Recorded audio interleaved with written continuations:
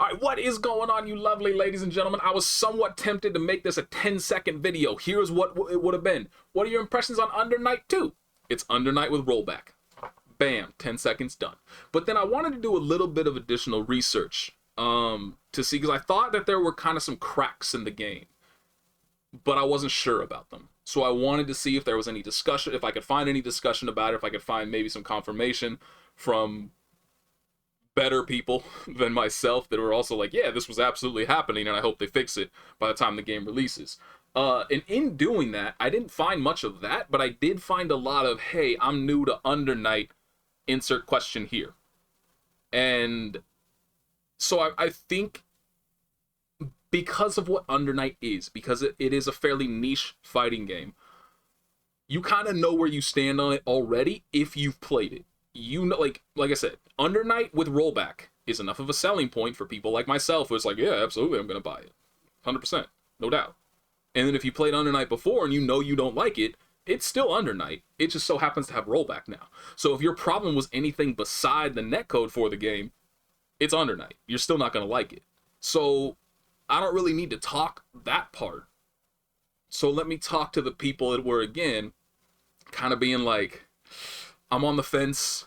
During the beta, I was feeling really overwhelmed by the quality of the players as everybody's a pro in this game. All that kind of stuff. I want to address that. Now, the first thing that I want, before I actually do leap into that, my procrastination in doing this was stupid, because the Steam the Steam Autumn sale ends tomorrow. By the time I post this, it'll be over in like 16 hours. So November 28th, just to actually date this.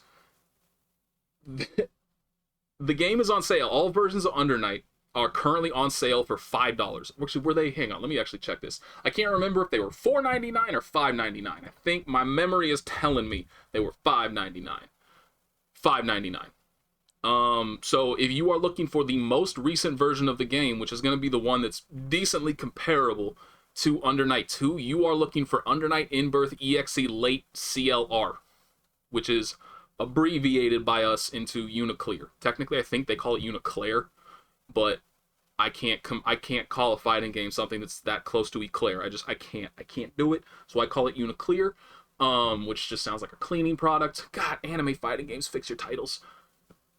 So anyway, that is the version that you want to look at if you are trying to try out the game and kind of prepare yourself for Under Night 2. $5.99 is a steal for a fighting game. It also has a very in-depth tutorial that's going to teach you about most of the new mechanics. It's going to teach you about most of the characters. There are some new features in Under Night 2 that were not in UNICLR, but most of the knowledge is going to directly translate. It's not a vastly changed system. And so I highly urge you to look into that. You also are, if you do buy it on Steam, unfortunately it's not on sale on PSN, which was a bit of a misstep given that you put the beta on PSN. Feels like you should put your game, like that's kind of good advertisement, but anyway. I assume it will also go on sale again at some point between the end of this sale and the game coming out in January 24th, 25th, can't remember exactly which day.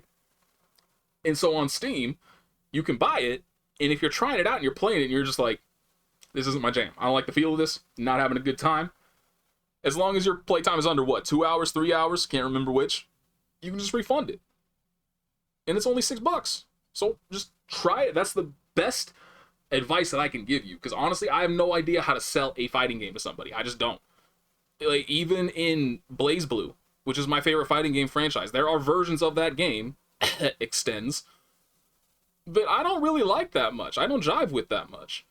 And so if it's even a version of a game that I know I love, that I am kind of just like, keep that away from me, how do I sell an individual fighting game to somebody? You just, in my opinion, you just got to try it and figure it out yourself, because they are so unique in their feeling and whether or not you find a character that you groove with and all different features. Like, I don't really know if you're asking me to sell it. I guess I'm not even going to try. I'm just going to make a fool of myself. So that's the best advice I can give you, is that if you didn't try the beta, if you don't know how you feel about it, find it on sale. It goes on sale fairly regularly for a fairly low price. Like I said, $6. That's pocket change, hopefully. If it's not, should have left that part out.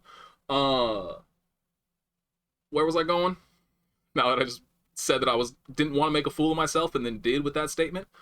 So if you another misstep that I think that they made was making it so that casual matches was the version of the matchmaking that they use. So number one, they don't actually get any testing to make sure their ranked system is working in any way, shape, or form. But then they also result in some of the posts that I saw, which were like, everybody feels way too good at this game. Am I just gonna be losing nonstop once the game actually comes out? Is there any real matchmaking in the game once it actually comes out? And the answer is kind of. I hate to disappoint you, but unfortunately when it comes to fighting games in general, their matchmaking is many, many years behind matchmaking you would find in other genres in terms of actually separating people by player skill. Obviously, it's always difficult to do so, and you'll always have problems like people that are smurfing intentionally, just bully newer players, that kind of stuff. But most fighting games don't actually have any real form of matchmaking beyond the ranked system, where you hop in ranked and they'll try to match somebody that's around the same rank as you. However, even ranked even what your rank isn't necessarily a strong indicator that the person you're playing against is of an equal skill level with you. A lot of the times in fighting games, rank is just a marker of how much you've played ranked. Like, you're going to find people in player match rooms who never touch ranked, who are going to absolutely annihilate you. They've been playing the game for hundreds, if not thousands of hours, but they've just never touched rank. It's going to be difficult. You are going to run into that, but it is going to be a lot better in the actual release of the game. Like I said, I think it was a misstep that they did not do rank number one just to test it, but number two to give a bit of separation between the people who do. Like, you would find the people that were beating me, not to float my own boat, but generally they were really good. I was okay. So you would find them at like the top of the ranks, right? And then you'd find me at like, if you're looking at this actual game, you'd find me at like B or A. I'm solid. I'm okay. I got game knowledge, but I haven't been playing recently, so I'm really rusty. My execution is off, but I'm still decent. I'm a lot better than somebody who's brand new at the game. And then underneath that, you would find the people that are brand new, and y'all can just run into each other and learn the game together. And unfortunately, when you do have casual matches where you have no idea what rank somebody is, how good somebody is, you are potentially just going to run into somebody who's basically a pro at the game. They're going to annihilate you, and you're going to be left with a bunch of giant question marks. Another misstep that I think they made was not having a really basic form of tutorial, like not putting their tutorial in this version of the game. Because there are a lot of defensive features that you are not just going to randomly stumble upon, or you're not going to understand the application of them. How are you going to know what shield is useful for if you don't look it up, if somebody doesn't tell you? How are you going to know? I don't even know how to do the new roll that they put into the game. I never used it. I don't even know how to perform it. I could have looked it up. It would have been intelligent for me to look it up, but I didn't. So I never used it, and I have no idea how to use it. But that's going to be an effective defensive tool that probably would have gotten me out of a lot of sticky scenarios. How are you going to know how to veil off? How are you going to, like, all these different things that are in the game, how are you going to know if you don't tell somebody? And one thing that I've kind of noticed in general about games is that if you do not provide the information inside of the game itself, most people are never going to look it up. Even if you look at something as basic as patch notes, the majority of the player base never looks at them. They don't read them. If it's not available right there in the game, they are not going to go out of their way to look it up. And so, again, I think it was a bit of a misstep for them to not include something about all the system mechanics that would have helped a lot of these players who were feeling pretty hopeless in the game. Because I'm on record many, many times saying that I think Under Night is the most offensively oppressive fighting game I have ever played. It is so difficult to find your way out of a bad scenario. I'm sure there are worse games. Marvel vs. Capcom 2 is the first one that comes to mind, where it's just kind of like, good lord, the options available for you on offense and how to deal with the constant mix-ups, the left-rights, the high-lows, just non-stop rush down in a game like that. Probably worse, but I've never really played MVC2 that much to really have enough of an experience. I have played Under Night, and I've watched a lot of Under Night, and it's very snowbally. And so if you don't even know the defensive tools that are available to you, I can't even imagine how bad that feels to be basically blocking for 24 hours straight because you don't know how to get out of it. It can feel that way. There were gaps in there. There were options for you to do something, but if you don't know what they are, you can't do them. So just know as well, if you were kind of sitting there like, Jesus Christ, this game is so hard. I felt so lost. I didn't know what to do. The options are there. They do teach you about the options. They actually have one of the better tutorials that I've ever seen in a fighting game. It just wasn't available in the beta. And they should have made it available in the beta. But yeah, so if you, like I said, just try out Under Night itself. It's on sale. I would be absolutely shocked to find out that it's not on sale again at some point in between now and the actual release of the game. Aside from that, I don't know. Like, I really don't know how to sell a fighting game to somebody. I just don't. Like, in my opinion, you just got to try it and figure it out. See if you enjoy the feel of it. Because they're, like, if you showed me Grand Blue Fantasy Versus, because, you know, they have Rising coming out soon. They had the beta. Just based on the way it looks, it does appeal to me. It looks a little bit too slow, but overall, in Vasaraga, man, that dude looks badass. Cerise looks pretty damn cool, too. Percy, he's sick. I like a decent amount of the characters in the game. I like the way they look. And then I go and I try to play the game myself, and I'm like, God, I hate this. This is not for me in any way, shape, or form.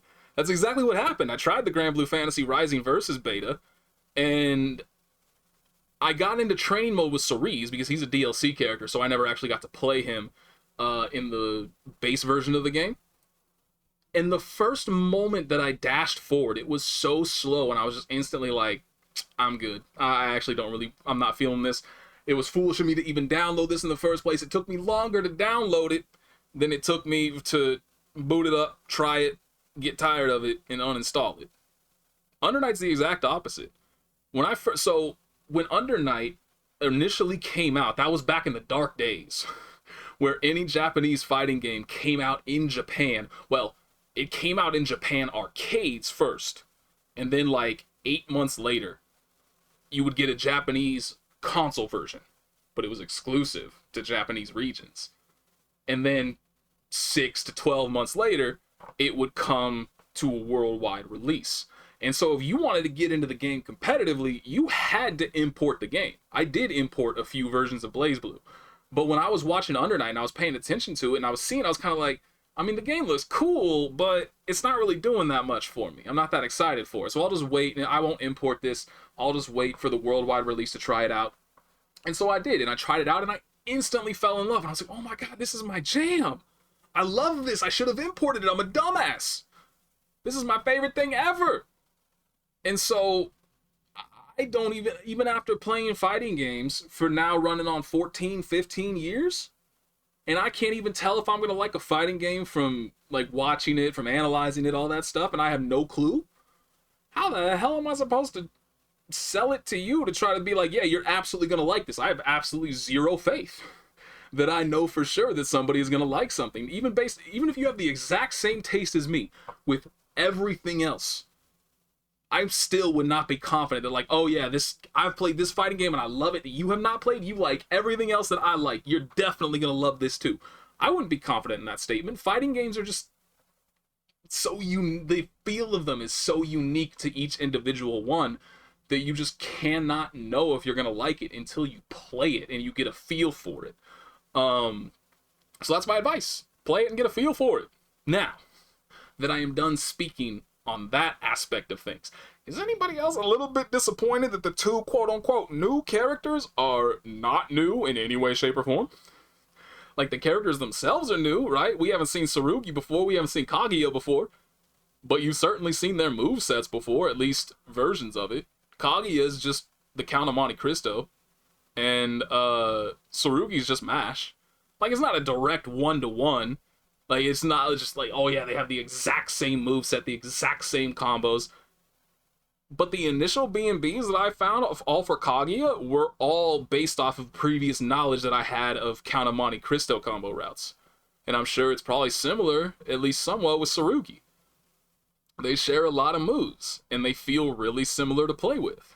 So, I do. I'm not a huge fan of that aspect, but you really want to talk about what I'm not a huge fan of. I hope for nothing but the best for this game. I would love for it to see the chance that Melty Blood got, because if you forget, or if you weren't paying attention, Melty Blood blew up, I think, to a degree that nobody really saw coming. It had what, like almost 14,000 people on Steam alone a couple times during the first week of its release. Like, that's a huge amount for a fighting game as niche as Melty Blood. That was kind of amazing to see. And that, again, that was only for Steam. That did not include PlayStation numbers. So you have to imagine there were at least somewhat similar numbers rolling around on PlayStation at the same time. That's incredible. But the reason why it saw that much success was that, number one, fighting games were kind of enjoying a higher degree of popularity, or at least more attention was being put on them at the time. And we were smack in the middle of, like, okay, I'm kind of tired of this older version of the fighting game that's, been out and running for like 4 or 5 years at this point. We're being drip fed information about the sequel to these fighting games, but they're still a pretty long way off. Well, here's a brand new fighting game coming out called Melty Blood. And I've heard, I've seen all the bathroom memes and whatnot about it, but I've still heard good things about the series. So let me try this out. Let me see what it's all about. And so it kind of just dropped at the perfect time to enjoy a lot more success than it might have otherwise seen. And now Under Night is not going to get that. Because if you are not aware, French Bread is releasing Under Night one day before Tekken 8 comes out.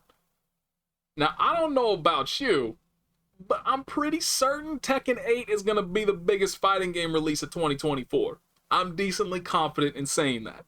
I am also a person that is not interested in any way, shape, or form in Tekken 8. I will not be purchasing Tekken 8. But you are damn foolish if you think somebody's like, I really only have time to play one fighting game. I'm not sure which one to get. I'm not a super fan of either Tekken or Under Night. Which one am I going to buy? They're going to buy Tekken. They're going to buy Tekken. Just full stop. That's it. They're going to buy Tekken. And so Under Night is not going to get that lightning in a bottle chance at success that Melty Blood saw. And it's a huge disappointment about that. And so I really... Could you imagine, even if they had just released it a month earlier, if they just released it right before Christmas, give people the holiday season to get amped up about it, to be talking about it, to get some eyes drawn on it, and then you have people that are like, well, number one, it's the holiday season, maybe I can get it as a gift, or, alternatively, maybe I can get some people to give it as a gift. And you know what? Tekken 8's a whole month away. That's a pretty long time. This will tide me over until then. I can have a good time playing this game. And then maybe they fall in love with it. They're like, you know what? Fuck that. I'm just going to keep on grinding Under Night. I want to play Tekken. This game's sick. Forget Tekken. Who knows? But one day? That's not going to happen. That's not going to happen for anybody. They're just going to be like, yeah, I could get this, but Tekken 8 is going to release in 24 hours, so why not just wait for that? Especially because for a lot of people, Tekken 8 is going to take 24 hours to download. It's not actually that long. But good lord, the game is apparently over 100 gigabyte storage space? Whew! That's just bad programming right there. That's all that is. But yeah.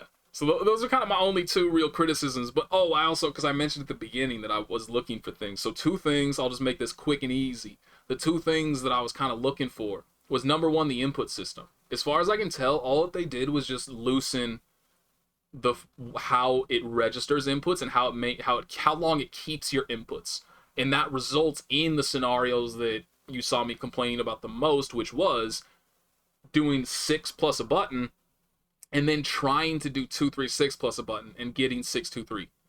That has been happening in Capcom games since Marvel vs. Capcom 3, and anybody that knows anything about Capcom games knows that they have been loosening their input registration system time and time again to a point now, like, where it's if you weren't watching Street Fighter 6, like, professional players that have extremely good execution playing the game initially for like the first 2 weeks, they were getting wrong inputs, or they were getting wrong moves left and right because of the way the input system worked. They had to adjust to it. And so I think that that's kind of happening here, where they've just made it keep what your inputs are for a bit longer. resulting in needing to kind of develop these habits to avoid that.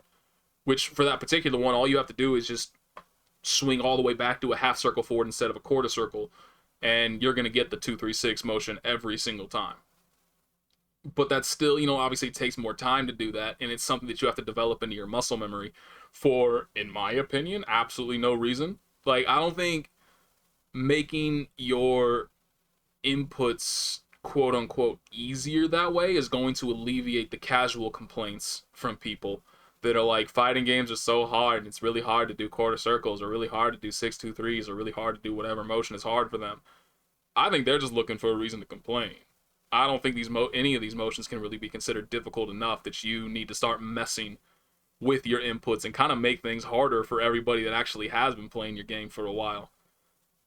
But I can't be 100% sure that that's what's going on, but some of you guys are also like, yeah, I was having weird things with my inputs too. So hopefully that was just a quirk with the game that maybe they'll fix by the time the game comes out. I hope it wasn't an intentional design decision, but if it was, like I said, it's just one of those things that you have to unfortunately learn to deal with, even though you kind of shouldn't. The second thing, which is the weirder one to me, I think the whole skipping intro causing synchronization issues thing is back. And the reason why that's weird is because it was present in Melty Blood on release as well. But it only took them, like a month to fix it in Melty Blood, to make sure that it went away and it wasn't happening anymore, so you could skip the intro and the synchronization was perfectly fine. But every single time I was playing a set against somebody, and then the connection got weird for a little bit. I was like, oh, we skipped the intro that time, didn't we? I forgot to pay attention to it. This is actually, this is the best way that I can try to sell the game, is that I went into a few sessions of playing the game with a plan. With like, I am going to pay attention to this thing. I'm going to do this thing so I can test it out and get some confirmation about this thing. And then I just started playing the game and I completely forgot about it all, and I just enjoyed playing the game. I was just having fun. It's been a long time since I've really, I was hitting a point where I was like, do I really like fighting games? Am I just over fighting games as a whole? Do I just need to give up on them completely? And then I played the beta of this version. I was like, oh damn, yeah, I still like fighting games.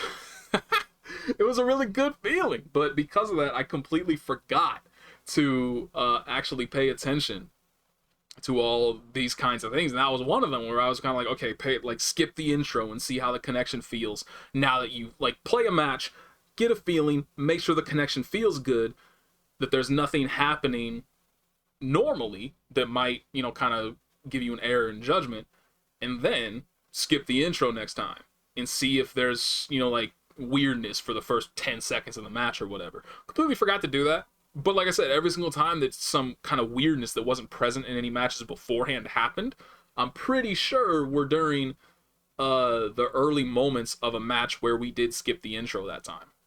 So, like I said, it would be weird if that is back again, given that this is just Melty Blood's online system put into Under Night.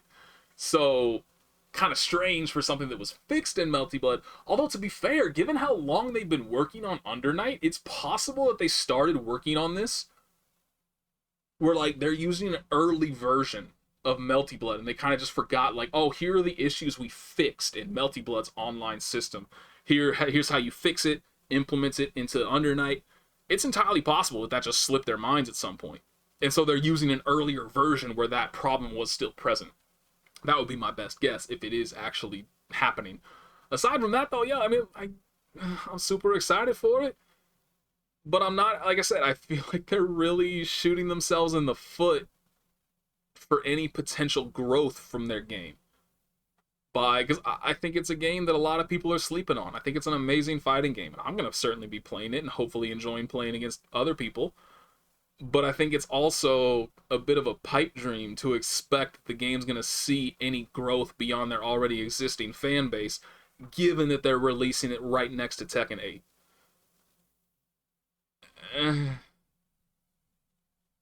But hopefully, I don't know. I just think that's the worst thing that they could have done, to be honest, to the game. Because the game, it's still Under Night. That's the best. That's the best thing that I can say. Well, actually, honestly, that's kind of the best thing and the worst thing. Where it's kind of like, if you were tired of UNICLR and the meta in UNICLR, I don't think it's changing that much. I'm pretty sure the characters that were already top tier are staying top tier, and if your character wasn't really where you wanted them to be in Kidu, they're kind of still there. So if you were struggling a little bit and kind of like, this character is just not meshing with me because they're just too flawed right now, but I really want to play this character, but they don't really feel that good to play. I don't think that's going to change, for better or worse. So yeah, like I'm super excited for the game, and I hope it sees a lot of success. I just can't imagine a world in which the average person who isn't already positive they're going to get into Under Night in the first place is looking at it and going, yeah, I would definitely rather get this than Tekken. I don't know. That was just a bad decision on their part, but that's it for me. I've rambled long enough. Thank you for listening. I'm out. Peace.